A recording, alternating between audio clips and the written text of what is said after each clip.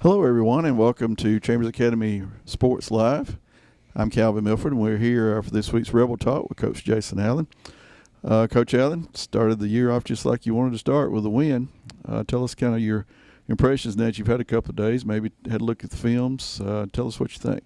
Yeah, it can't be 2-0 unless you want to know. Exactly. So we were really excited to get the season started off with a win. We had a tremendous crowd here at the ball game. It was just a fantastic atmosphere, and just really proud of our guys for being able to come out with a victory against one of our rivals there in Lee Scott. And we came away without any injuries, so that's always a good thing. We got plenty to work on.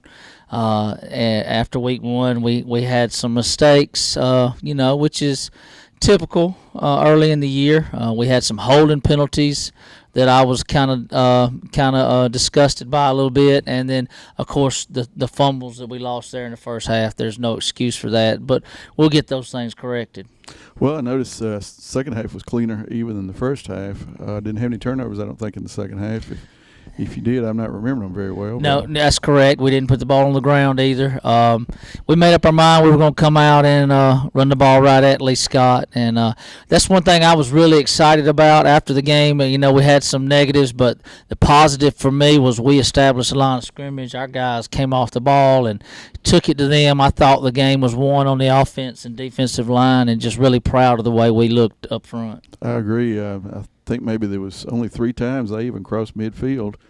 And the first time they crossed midfield is because of a turnover. So we really kind of held them in check all night. Correct, and they got us on a trick play. They hit a man on the sideline and threw it down the sideline, and then they got us with a busted pass coverage. But what I was really proud of is they weren't able to really line up and run the football at us, which if you're struggling stopping the run, you're going to have problems all year, in my experience. I agree, and it just seemed like we had the answer to most anything they threw at us. They put together that one, so I guess you call it sort of a sustained drive when they got the touchdown, and then they had a really long sustained drive, which I think probably took the wind out of their sails because they used about 7 minutes of clock, got down there and didn't get any points. Yeah, I was proud of our guys, the way we played once they got in the red zone, and kind of bowed our backs a little bit, and really showed the strength of our team. Yeah, it was. You got to feel bad when you play right into the other team's hands by using up clock and not getting points. That's That's right. I thought that kind of turned the game around. Then we took the ball and it went right down. I don't believe we scored, but we used up the rest of the third quarter, and then turned it over on downs, and then I think got a turnover and scored. So that's correct. So we're looking good. We're 1-0. Talk about this week's game. Well, Tuscaloosa Academy is an opponent that we're not real familiar with at Chambers Academy. We haven't played them very much over the course of history. They're a good bit of distance away from our school. This is a game that we actually put on our schedule when we lost a game with Evangel out of Montgomery. So they agreed to come play at our place. We got to go watch them at the Crampton Bowl 2 Saturdays ago, and they got a really good football team. They've got a really athletic quarterback that can run and throw. They got some big guys up front, and they got some really good targets that they can throw the ball up to on the perimeter. So we got to clean some things up. We got to be ready, and but I know our guys are excited about the opportunity. Head coach at Tuscaloosa is a name for me to a lot of folks in Chambers County. This is his first year, and they've just played one game, right?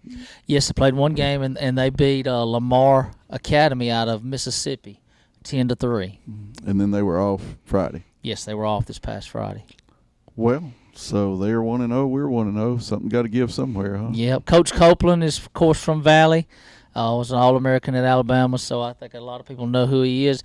But what they probably don't realize is he's been coaching. He's been the defense coordinator there at TA for about 8 or 9 years. So he is very familiar with that program. He just has not been in the head coach capacity. And this is his first year as a head coach, and he's got those guys playing real well, and he's got some really good players over there. And their head coach left, and we played him Friday night, right? That's right. We've gotten a lot of Tuscaloosa flavor the last 2 weeks. So we were talking Friday night that we were probably the only team in the state that was playing a school from Auburn, followed up the next Friday by a school from Tuscaloosa. Yeah. public or private. That's kind of an odd scheduling quirk.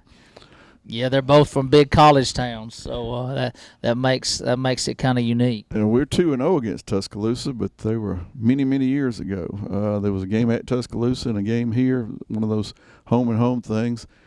Don't even know whether you were involved in those games. Were you playing back then? I don't remember playing against Tuscaloosa. I kind of think it was in the 80s, so nothing but history there, because probably not anybody around that remembers too much about it. But I was looking back, and we played there and we played here, so 2-0 against Tuscaloosa. Probably one of the few teams they've got a losing record against is us. Yeah, maybe so. But anyway, so another 3A school. That's the benefits or the consequences, I guess you might call it, of having to redo your schedule in late June, early July. Yeah. But it's kind of hard to get somebody to want to line up and play you in 1A. And yeah, when I can remember a time when there were people ringing our phone off the hook wanting to know if we'd play them, and now we're calling other people and we can't get them to play us. But that's a good thing, what we've done the last 4 or 5 years around here has been special, and I think Chambers Academy football is in a elite place right now. We've got some fantastic young men. The excitement around our program and in our community is just overwhelming. It's just a great time to be a part of this program, and just really excited to be the leader of this program.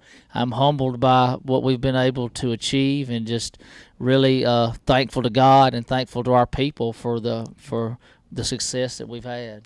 One of the things that's kind of fun about a game like Friday night is you get to talk about a freshman running back and a freshman making a tackle, and you realize that there's still a future here. We're hoping this is going to be a sustained run instead of just a flash in the pan. So far, we're sustaining it pretty well. This is one of those games, I guess, kind of like one of those games like Auburn and Oregon, where you sort of circle it on your schedule. It's not going to make the difference on your playoff chances, but it's one of those games you look at and it's kind of something you circle because you think, well, this is our chance to show the rest of the state what we're made of, what kind of team we got. Yeah, and Scott Sickler reminds me every week. I think we've got a 27 or 28 game home winning streak, which is that's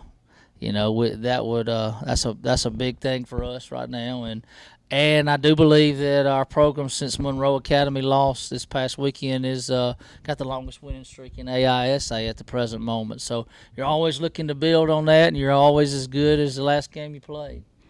Yeah, I had tried to count that. I came up with 25, but if he's got 28, hey, we'll go with that. Well, it's somewhere in there. I could be wrong. I know Pike was the last. Pike in 2015 was the last time we lost here on Torbert Field. That was a 1-point loss. That had it gone the other way, we'd be sitting on about 35 game winning streak because we had run a lot of games before we lost to Pike. So, but it is what it is. So this promises to be a challenge.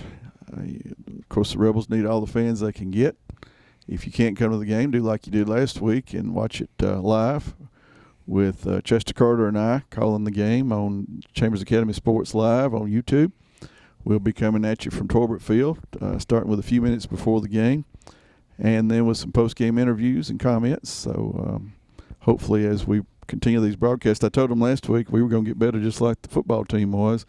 And if we didn't, then we'd let you come in and give us a pep talk. But we're going to try to keep improving as well. So, well, I'm sure y'all do a fantastic job. I've heard a lot of positive comments in the community, and we appreciate all your viewers watching our games and your interest in our program. We sure do. Chambers Academy this is our 50th anniversary. We've had a long tradition of winning. We've won a championship in every major boys sport, and we've come close in some of the girls sports. We got in the Final Four one time, girls basketball. Softball's been, I think, at least in the Final Four, if not in the finals, and volleyball as well. So right on the edge in women's sports as well. So it's been a great year since 1996. I believe we made our first football championship. That's 23 years. We've really lit some things up. We've been in 7 championship games. That was my first season as a coach. So we've had some really good times, some fun times here at CA. Yeah, you figure 96 to 19. That's 27 years, and we've been in 7 championship games. Yeah. So that's about one every 4 years. That's a pretty good record. That means every kid that plays varsity football statistically should go to a championship game. That's correct.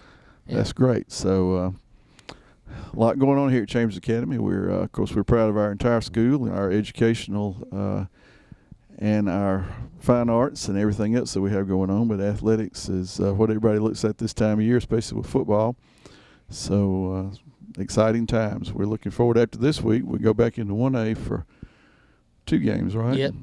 Abbeville and then Cornerstone. And Cornerstone's a region game. Then we'll head over to Springwood, down to Success Unlimited, and then we'll finish up 1A and wind everything up with a 3A team again. That's so correct. It's a lot of football left to be played, a lot of fun left to be had. And I was looking back at the scores from Friday night. About half of our opponents won, about half of them lost. I know Springwood beat Success Unlimited, and I know Bessemer got handled pretty well by Autauga. Yeah. So, and then a couple of them lost to Mississippi schools and Georgia schools. So it's still early. So absolutely, it's still early, but this is a fun time for everybody. I know, just to go to the games and then check the scores out. Just really intriguing time, and we're really trying to enjoy every day of it. And we're gonna get ready for Tuscaloosa this week, and hopefully we can pull off another one and add to our streak. Hope so, Coach. Thanks for being with us today, and we thank you all for watching. We'll see you Friday night at Torberfield. Thank you.